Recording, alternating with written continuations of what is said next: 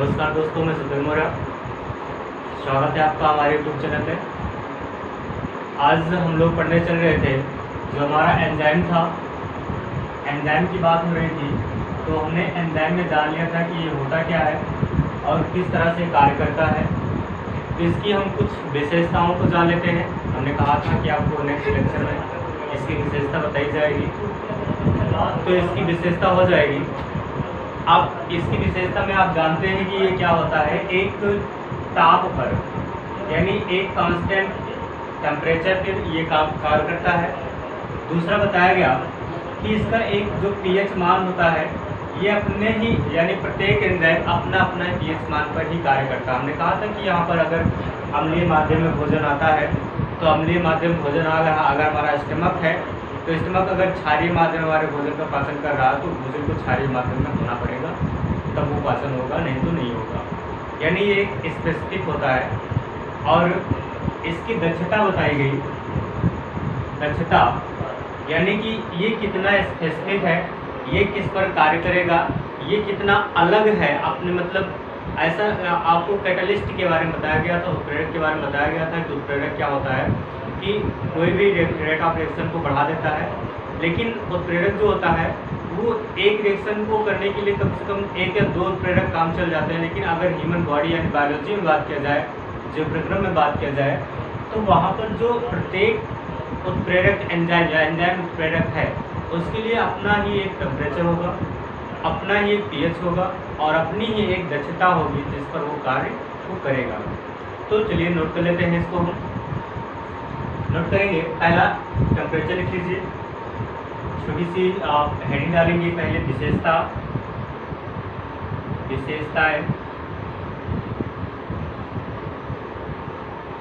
विशेषताएं हेड डालेंगे और इसमें पहला पार्ट लिखेंगे एंजाइम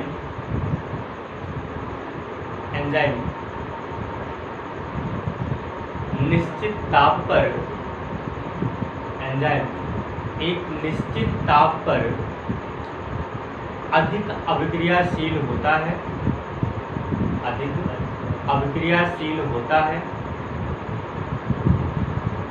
एंजाइम क्या होता है, एक निश्चित ताप पर अभिक्रियाशील होता है।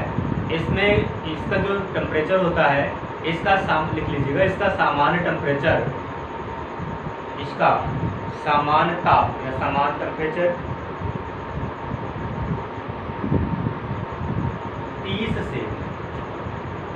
30 से 37 डिग्री सेल्सियस, यानी जो हमारी बॉडी का टेम्परेचर होता है, कोई बता जा रहा है, हमारी बॉडी का टेम्परेचर 38 होता है, आपको मालूम है। लेकिन यहाँ पर 30 से 37 बताया गया है।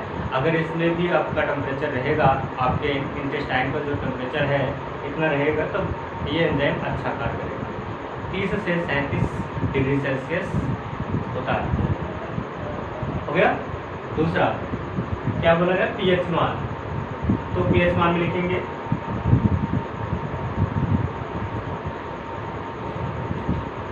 पीएच मान में लिखेंगे एंजाइम सामान्यतः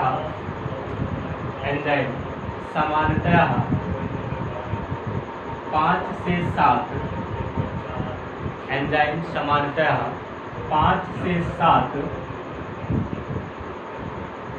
पीएच पर अत्यधिक क्रियाशील होता है, हो गया। और थर्ड पॉइंट क्या बताया गया, आपको बताया गया दक्षता के बारे में। तो दक्षता के बारे में लिखेंगे एंजाइम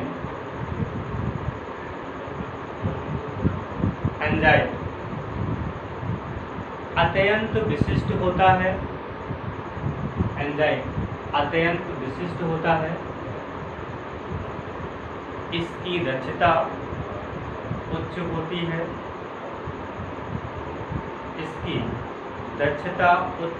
है, इसमें अकार्बनिक पदार्थ पाया जाता है, जिसे को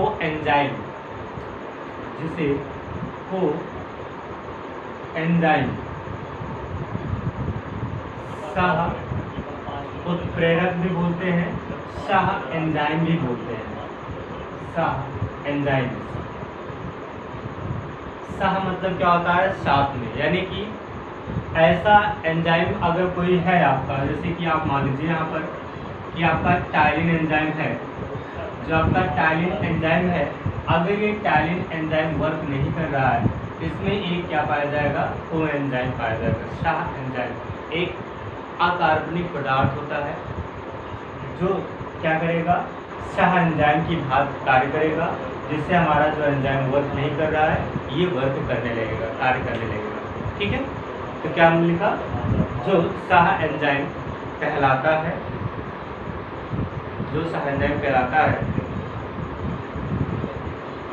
जो कि अधिक क्रियाशील होता है, जो कि अधिक क्रियाशील होता है। हो गया, एंजाइम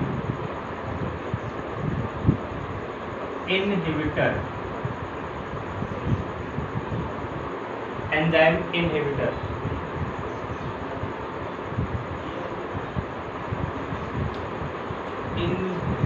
एक मिनट,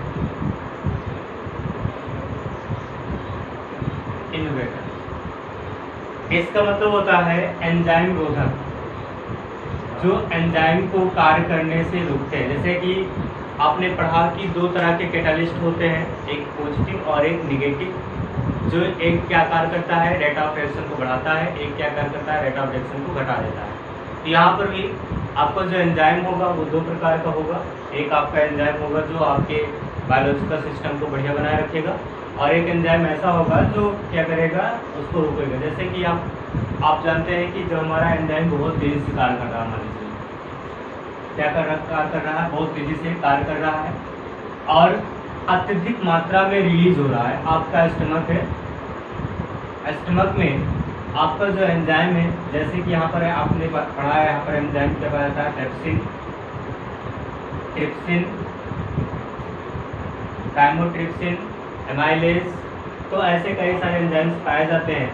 अगर ये एंजाइम्स अपनी मात्रा से, यानी कि इनकी दीवारों पर जो हमारा स्टमक है, स्टमक में अत्यधिक मात्रा में रिलीज होने लगे, यानी कि अगर ये एंजाइम ज़्यादा मात्रा में रिलीज होने लगेगा तो यहाँ पर क्या हो जाएगा, यहाँ पर आपका अम्लीय माध्यम ज़्यादा हो जाएगा, यानी कि यहाँ पर एसिडिक मीडियम जो होगा वो क्या हो जाएगा, ज़्यादा हो जाएगा। और एसिडिक मीडियम ज़्यादा होने से क्या होता है, हम लोग जानते हैं कि हमें वो कच्ची डकार आने लगती है, हमारा गला जलने लगता है और भी कई सारी चीज़ें हो, दस्त पड़ने लगती है।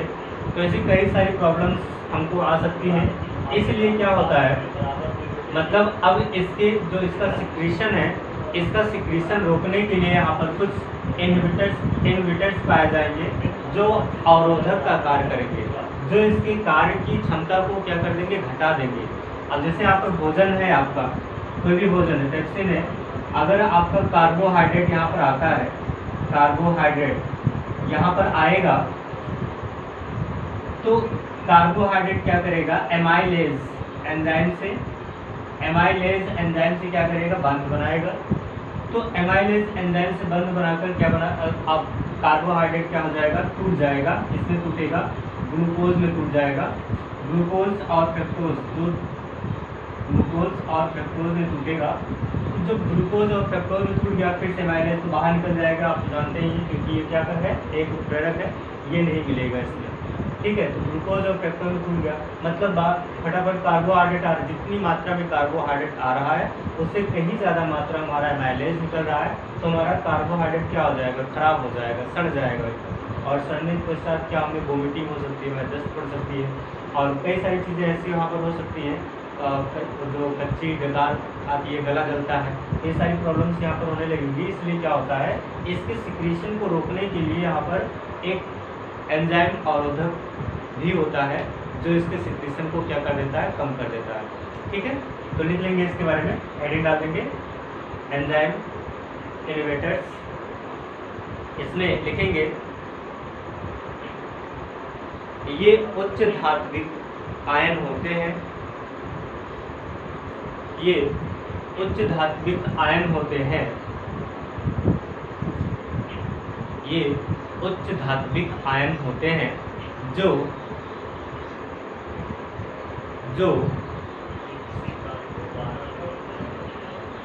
एंजाइम की क्षमता को नष्ट कर देते हैं, जो एंजाइम की क्षमता को नष्ट कर देते हैं या कम कर देते हैं, जो भी आप लिखना चाहते हैं, जो एंजाइम की क्षमता को कम कर देते हैं, नष्ट कर देते हैं, एंजाइम की क्षमता को कम कर देते हैं। हो गया। चलिए आगे हम लोग बहुत इंपॉर्टेंट चीज़ पढ़ने जा रहे हैं जो बहुत पूछा जाता है, वो है एंजाइम की क्रियाविधि, यानी फंक्शन ऑफ एंजाइम, एंजाइम की क्रियाविधि। हम एंजाइम की क्रियाविधि पढ़ने जा रहे हैं, जिसमें हम पढ़ेंगे लॉक एंड की मॉडल, लॉक एंड की थ्योरी, लॉक एंड की थ्योरी यानी ताला और चाबी मत, ताला और चाबी। तो आप जानते हैं, बताने से पहले आप खुद ही जानते हैं कि एक जो ताला होता है, घर में ताला लगता है ना, जानते हैं घर में जो ताला होता है, आप बताने वाली कोई बात नहीं है, घर में ताला ऐसे होता है, यहाँ पर की लगती है और इसके ऊपर ये हैंडल होता है। घर में जो ताला होता है वो ताला एक विशेष प्रकार की चाबी से ही खुलता है, यानी अगर मुझे इस ताले को खोलना है तो इस ताले की ही चाबी से वो खुलेगा, सभी चाबियों से नहीं खुलेगा। तो ऐसे ही यहाँ पर हम जो बता रहे हैं कि एक जो ताला है वो विशेष प्रकार की चाबी से खुलेगा, तो वैसे यहाँ पर जो हमारा एंजाइम है, प्रत्येक एंजाइम, जैसे कि आप कहें कि यहाँ पर जो होता है, हमने कहा कि जो हमारा कार्बोहाइड्रेट है, ये कार्बोहाइड्रेट आया, कार्बोहाइड्रेट, तो कार्बोहाइड्रेट को एंजाइम पहचानेगा कैसे? यानी कि आपने कहा कार्बोहाइड्रेट को कौन सा टूटता है? एमाइलेज टूटता है, एमाइलेज एंजाइम होता है, ये तोड़ता है। तो जो एमाइलेज एंजाइम है, ये एमाइलेज एंजाइम कार्बोहाइड्रेट को पहचानेगा कैसे? आपने प्रोटीन खाया, आपने क्या लिया? प्रोटीन लिया। तो जब आपने प्रोटीन लिया तो प्रोटीन को आपका जो ट्रिप्सिन एंजाइम है, ट्रिप्सिन, जो आपका ट्रिप्सिन एंजाइम है, ट्रिप्सिन एंजाइम पहचानेगा कैसे कि ये प्रोटीन है, कैसे कार्य करना चाहिए, मतलब कैसे पहचानेगा? तो यहाँ पर पहचानने के लिए मैंने कहा कि एक विशेष जो ताला होता है, एक जो ताला होता है वो विशेष प्रकार की चाबी से ही खुलता है। जैसे आपने स्टमक में, यानी कि हमारा जो स्टमक है, यहाँ पर आप थोड़ा सा ध्यान दीजिए, बहुत आसान है और समझना ज़रूरी है, क्योंकि बोर्ड एग्जाम में बहुत बार पूछा जाता है। यहाँ पर आपका क्या क्या है? मान लीजिए ट्रिप्सिन है, या आपका क्या है? ये आपका है तो अमाशय है, यानी स्टमक है, और एमाइलेज है, और ट्रिप्सिन हो गया, पेप्सिन हो गया, पेप्सिन, और भी कई सारे एंजाइम्स हैं जो आपके, और यहाँ पर HCl भी रहेगा, हाइड्रोक्लोरिक एसिड।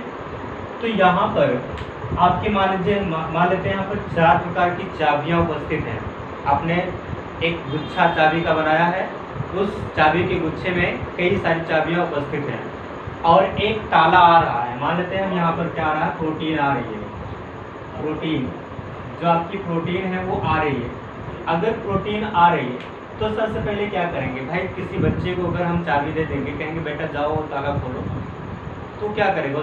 सारी चाबी लगाकर देखेगा, तो जिस चाबी से खुलेगा वो खोल लेगा, लगाकर तो देखेगा ही ना। मतलब क्या है कि अगर पहली बार में लग गया तो ठीक है, नहीं तो सारी चाबियों को ट्राई करता रहेगा। तो ठीक उसी प्रकार यहाँ पर प्रोटीन आया, प्रोटीन पहले क्या करेगा? ट्रिप्सिन से बाइंड होगा, मतलब ट्रिप्सिन के पास आएगा। अगर ट्रिप्सिन के पास, यानी ऐसी बॉन्डिंग, यहाँ पर ऐसा स्ट्रक्चर है कि प्रोटीन ट्रिप्सिन से बाइंड हो सकता है, तो बाइंड होगा, नहीं होगा तो ये चाबी, ये यानी एमाइलेज एक चाबी बनी, ये चाबी आएगी और क्या करेगी? प्रोटीन के पास जाएगी। प्रोटीन मतलब हम क्या करेंगे? दूसरी चाबी लेंगे और उस लॉक में लगाकर देखेंगे, नहीं खुला, छोड़ देंगे। फिर पेप्सिन चाबी लिए और फिर क्या किया? प्रोटीन में लगाकर देखें, खुला, नहीं खुला, छोड़ देंगे। फिर HCl को प्रोटीन में लगाकर देखें, खुला, नहीं खुला, छोड़ देंगे। तो यहाँ पर फिर हम क्या करेंगे? ट्रिप्सिन लगाएंगे। तो ट्रिप्सिन लगाने पर हम देख रहे हैं कि चाबी हमारी खुल गई। यानी ताला हमारा क्या हुआ, खुल गया, यानी प्रोटीन हमारी क्या हुई, टूट गई, खुल गई। तो यहाँ पर तो एक विशेष प्रकार का स्ट्रक्चर होगा। सपोज दैट यहाँ पर देखिए, यहाँ पर आपका कोई भी एंजाइम से है,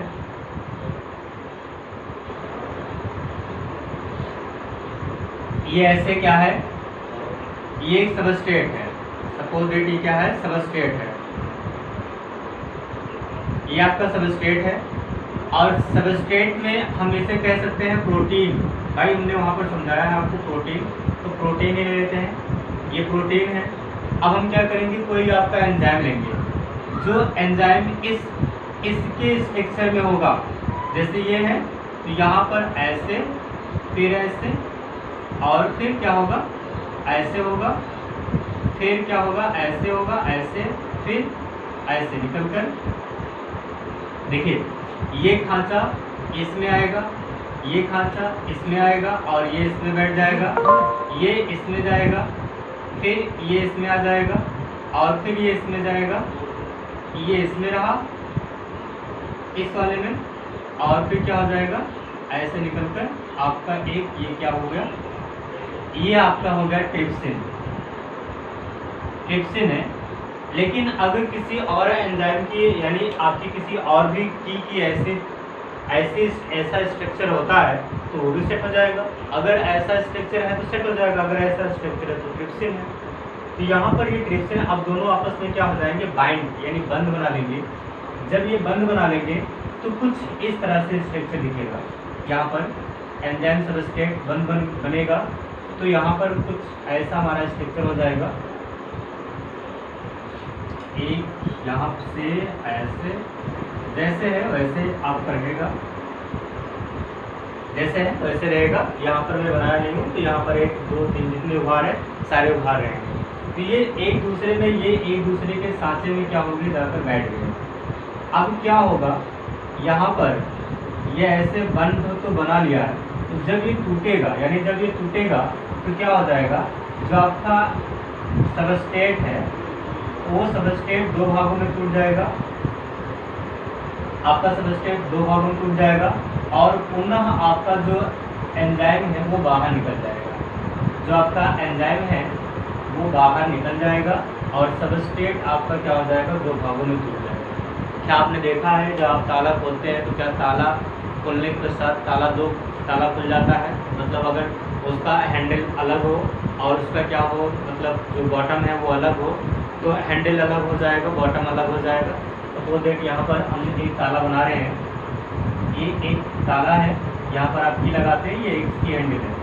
अगर हम इसमें की लगाए, यानी इसमें चाबी लगा दी, चाबी लगाने के साथ ये ताला खुलेगा, ओपन हो जाएगा, तो ये अलग हो जाएगा, और ये क्या हो जाएगा, अलग हो जाएगा। ये दोनों और अलग अलग में दिया गया है तो अलग अलग हो जाएगा, 2 भागों में हो गया। तो क्या आपकी चाबी भी 2 भागों में हुई है? चाबी तो नहीं हुई ना, चाबी तो एक ही भाग में है। तो इसलिए यहाँ पर कहा गया कि जो आपका एंजाइम है, एंजाइम रिएक्शन के पश्चात, यानी प्रोडक्ट यानी उत्पाद के पश्चात अपने में ही रहता है, टूटता नहीं है, यानी उत्पाद के साथ वो परिवर्तित नहीं होता है, बाकी क्या रहता है, अपरिवर्तित रहता है। बट आपका जो सबस्ट्रेट है, यानी जो आपका अभिकारक है, वो अभिकारक क्या हो जाएगा, 2 भागों में टूट जाएगा। ठीक है, चलिए इसकी हम क्या करते हैं, एक फिगर बनाएंगे और फिर क्या करेंगे, इसकी थ्योरी थोड़ा सा लिख लेंगे। इस थ्योरी को दिया था बेटा mention and Michaelis, mention and Michaelis ने दिया था। अब जब आप ग्रेजुएशन में जाएंगे तो इसकी एक थ्योरी भी पढ़ेंगे, वो थ्योरी में डेरिवेशन भी पढ़ेंगे। तो डेरिवेशन आपको वहाँ पढ़ना होगा, मैं यहाँ पर नहीं पढ़ाऊँगा अभी।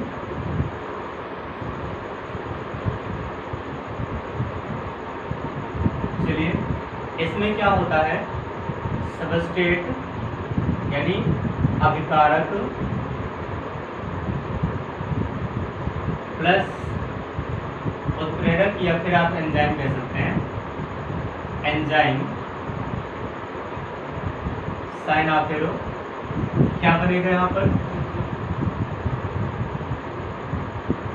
एंजाइम सबस्ट्रेट, एंजाइम सबस्ट्रेट,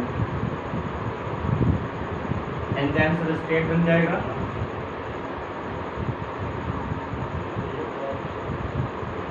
और फिर टूटेगा किसमें, सबस्ट्रेट अलग हो जाएगा, प्लस क्या हो जाएगा, एंजाइम हो जाएगा। ये थ्योरी जो है बेटा कहलाती है एंजाइम सबस्ट्रेट थ्योरी कहलाती है। ये इसका मिडिल प्रोडक्ट होता है, यानी मध्य भाग होता है, यानी मध्य में क्या बन रहा है वो होता है। और आपका जो होगा ये यहाँ पर सबस्ट्रेट जो होगा बदल जाता है, मैं आपको बता रही, सबस्ट्रेट किसमें बदल जाएगा, प्रोडक्ट में। तो जो आपका सबस्ट्रेट है वो किसमें बदल जाता है, प्रोडक्ट में बदल जाता है। तो अभिकारक ने एंजाइम से अभिक्रिया किया, क्या बनाया, मिडिल प्रोडक्ट क्या बनाया, एंजाइम सबस्ट्रेट, फिर प्रोडक्ट बन गया जो आपका अभिकारक का प्रोडक्ट बना, प्रोडक्ट के बाद एंजाइम आपका क्या हो गया, अलग हो गया। ठीक है, तो यहाँ पर इस थ्योरी को हम एक डायग्राम के द्वारा समझ सकते हैं। डायग्राम क्या हो जाएगा, बहुत पूछता है इसलिए आप समझ लीजिए, अगर नहीं समझेंगे तो आपकी मर्जी।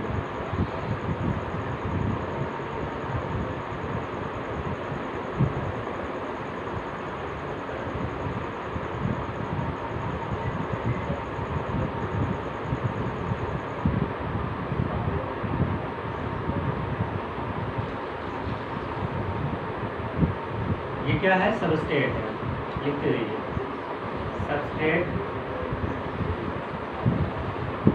और ये क्या है, एंजाइम है।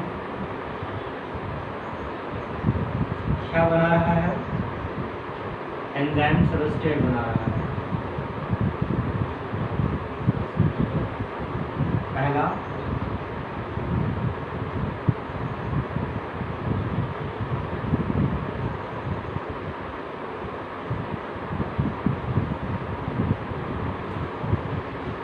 अब क्या होगा, प्रोडक्ट बनेगा,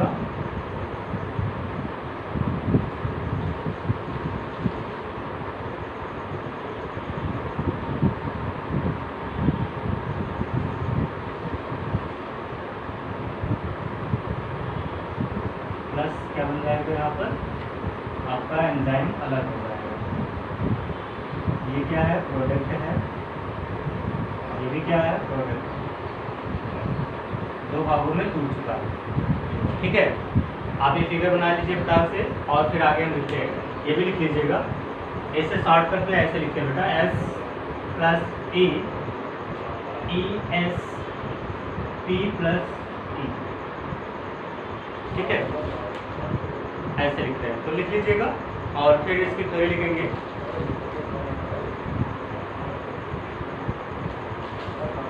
लिखेंगे यह सिद्धांत सर्वप्रथम मेंशन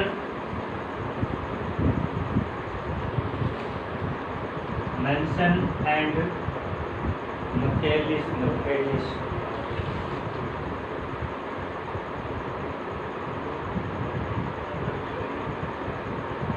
सही है, इसमें मिचेलिस, MECHAELIS, मेंशन एम मिचेलिस ने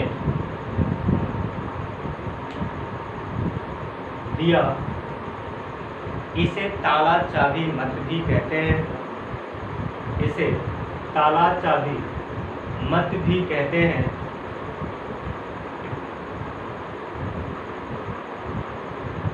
इस सिद्धांत के अनुसार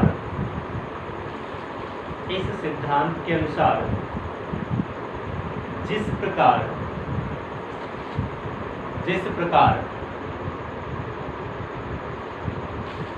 एक ताले को एक विशेष प्रकार की चाबी, एक ताला एक विशेष प्रकार की चाबी के द्वारा ही खुलता है,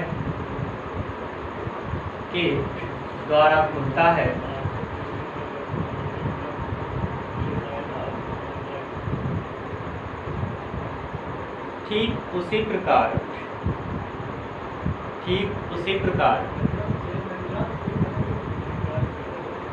एक अभिकारक एक विशेष प्रकार के एंजाइम से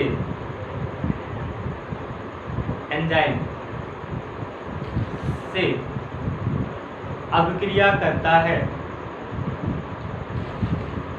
अभिक्रिया करता है। नई लाइन से लिखेंगे फिर से। ये तो रहा कि मतलब इस थ्योरी के बारे में थोड़ा सा कोरिलेट किया गया किससे, लॉक और की से। अब इस थ्योरी के बारे में हम लिखेंगे, लिखेंगे नई लाइन से। इस सिद्धांत के अनुसार, इस सिद्धांत के अनुसार, इस सिद्धांत के अनुसार एंजाइम सबस्ट्रेट के, एंजाइम अभिकारक के, एंजाइम अभिकारक के साथ, एंजाइम के बाद अभिकारक जब आप लिखेंगे तो कॉमा लगा देंगे वहाँ पर। एंजाइम अभिकारक के साथ संयुक्त होकर, संयुक्त होकर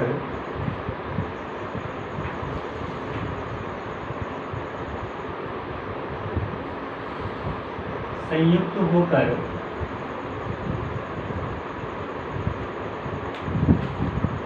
एंजाइम सबस्ट्रेट,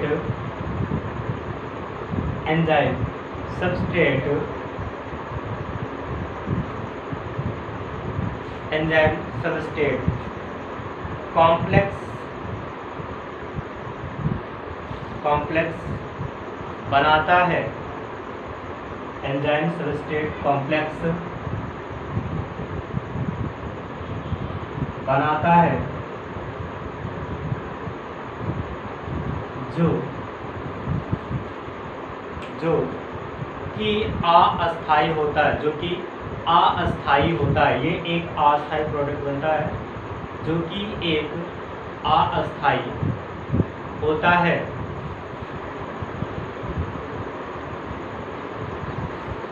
जिसमें सबस्ट्रेट,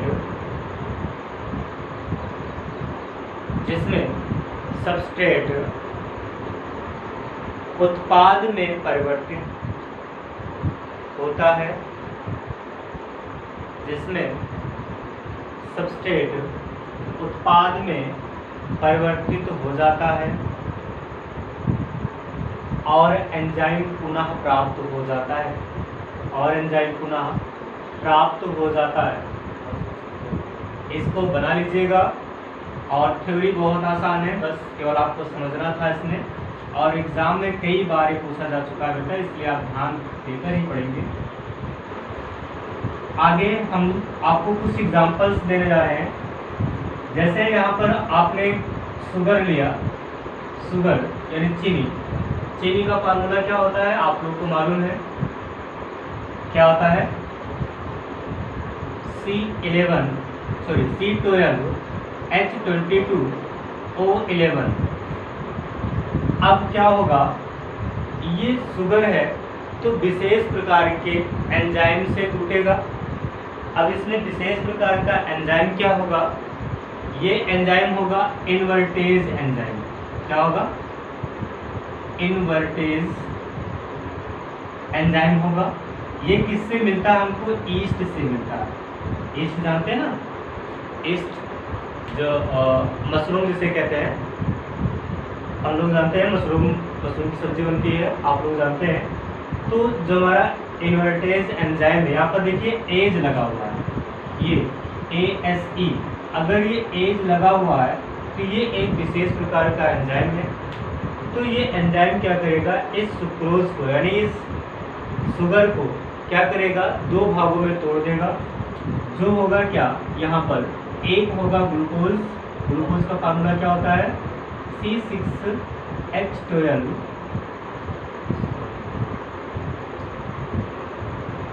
और क्या होगा फ्रक्टोज, सेम फार्मूला होता है C6H11O6। ये तो होता है फार्मूला, हाँ। तो यहाँ पर ये क्या हो जाएगा, ग्लूकोज हो जाएगा, और ये क्या हो जाएगा, फ्रक्टोज हो जाएगा। अब यहाँ पर आप लोग सोच रहे हैं कि फार्मूला सेम है, सेम फार्मूला है, बट इनका नाम अलग है। क्यों नाम अलग है, ये सब हम समझेंगे जब हम आपको कार्बोहाइड्रेट कहेंगे, तो वहाँ पर आपको समझाएंगे कि ग्लूकोज और फ्रक्टोज में फार्मूला सेम होता है, और यहाँ पर क्या कहते हैं कि नाम अलग अलग होता है। तो यहाँ पर ग्लूकोज में क्या होता है, एल्डो, ग्लूकोज में एल्डो ग्रुप उपस्थित होता है। कौन सा ग्रुप होता है, एल्डो, यानी कार्बोहाइड्रेट ग्रुप उपस्थित होता है CHO। और इसमें क्या होता है, कीटो ग्रुप उपस्थित होता है। ये चीज़ आप थोड़ा ध्यान देते रहेंगे तो वहाँ पर जब आप चलेंगे तो मैं आपको वहाँ पर बता दूँगा। और C++O, तो यहाँ पर दो प्रकार का आपने ग्रुप देखा। जो आपने शुगर लिया, यानी जो आपका शुगर था उसमें इन्वर्टेज एंजाइम मिलाया गया। इन्वर्टेज एंजाइम कहाँ से प्राप्त होता है, ईस्ट से। इसने क्या किया, शुगर को दो भागों में तोड़ दिया, ग्लूकोज और फ्रक्टोज। ग्लूकोज में एल्डो, आपका एल्डो ग्रुप होता है, यानी कार्बोहाइड्रेट उपस्थित होता है। और यहाँ पर क्या होता है, कीटो ग्रुप उपस्थित होता है, यानी कीटोन उपस्थित होता है। ठीक है, तो यहाँ पर इतना हम जाने। आगे एक आप ग्लूकोज जो होगा वो किस में आप कन्वर्टित हो जाएगा, जो आपका ग्लूकोज है। अगर मैं ग्लूकोज लेता हूँ यहाँ पर C6H12O6 लेता हूँ और इसको मैं कन्वर्ट कर देता हूँ माल्टोज एंजाइम की उपस्थिति, ईस्ट में जाइमेज एंजाइम की उपस्थिति में। जाइमेज एंजाइम होगा, ये कहाँ पाया जाएगा, ईस्ट में। ठीक है, ईस्ट में पाया जाता है। जाइमेज एंजाइम की उपस्थिति से हम क्या कर देंगे, इसे आपका अल्कोहल में परिवर्तित कर देंगे। किसमें, अल्कोहल, C2H5OH, दो मात्रा, प्लस में क्या निकलेगा, इसमें आपका कार्बन डाइऑक्साइड बाहर हो जाएगा। किस क्या हो जाएगा, कार्बन डाइऑक्साइड बाहर हो जाएगा। तो इस तरह से हम यहाँ पर और भी एग्जाम्पल लिख लेते हैं। एक हो गया, दो हो गया, तीसरा एग्जाम्पल देखिएगा। आपने क्या लिया अभी, अब आपका जो है यहाँ पर ग्लूकोज हो गया। एक एग्जाम्पल और लेते हैं स्टार्च का। स्टार्च का एग्जाम्पल लेंगे C6H10O5, C6H10O5 का N नंबर, यानी नंबर कई सारे हैं, और इसमें हम क्या करेंगे, N नंबर H2O मिला देंगे, plus N number H2O। Enzyme कौन सा होगा इसमें, एंजाइम होगा आपका diastase enzyme, diastase enzyme. Diastase enzyme की उपस्थिति में क्या हो जाएगा, शुगर में टूटेगा, इसमें कन्वर्ट हो जाएगा शुगर में, C12H22O11, इसमें बदल गया शुगर में। तो ये कौन सा शुगर है, माल्टोज शुगर है। इसका कितना नंबर हो जाएगा, N, ये है माल्टोज। अब हम माल्टोज को फिर से कन्वर्ट कर सकते हैं। यहाँ पर आपने लिया N नंबर C12H22O11, ये क्या है, माल्टोज है। माल्टोज को हम क्या कर लेंगे, किसमें कन्वर्ट कर लेंगे, ग्लूकोज में कन्वर्ट कर लेंगे। चलिए, maltose plus H2O sign of arrow, इसमें बदल जाएगा ग्लूकोज में C6H12O6। इसकी उपस्थिति में रहेगा, माल्टोज है आपका, तो माल्टेज एंजाइम की उपस्थिति में रहेगा। इसमें माल्टेज एंजाइम की उपस्थिति में, ये है क्या, माल्टोज। माल्टोज टूटेगा माल्टेज एंजाइम की उपस्थिति में। और एक लास्ट और हम लिख लेते हैं, चौथा नंबर, यानी 4 एग्जाम्पल हो जाएगा हमारा। एग्जाम्पल याद रखेंगे, जब आपको मैं पढ़ाऊंगा कार्बोहाइड्रेट तो वहाँ पर बहुत आसानी होगी समझने में, नहीं तो समझने में बहुत सारी दिक्कतें आएंगी। चौथा एग्जाम्पल हो जाएगा आपका, चौथा एग्जाम्पल हम लोग ले लेंगे यूरिया। यूरिया जो होता है, यूरिया का फार्मूला क्या है, NH2CONH2। यूरिया लेंगे और यूरिया में हम लोग क्या मिला देंगे, H2O। H2O मिलाएंगे, किस एंजाइम की उपस्थिति में टूटता है, तो यूरेज एंजाइम की उपस्थिति में टूटता है। जो हमारा यूरेज एंजाइम होगा ये क्या कर देगा, इसे अमोनिया में कन्वर्ट कर देगा और किस में बदल देगा, ये कार्बन डाइऑक्साइड में बदल देगा। कितना नंबर अमोनिया है, 2 नंबर, तो यहाँ पर 2। हाइड्रोजन कितने हैं, 2 2 4 2 6, कार्बन डाइऑक्साइड 1 मोल। तो यहाँ पर जो है आपका ये यूरिया है और किस में बदल गया, अमोनिया में बदल गया।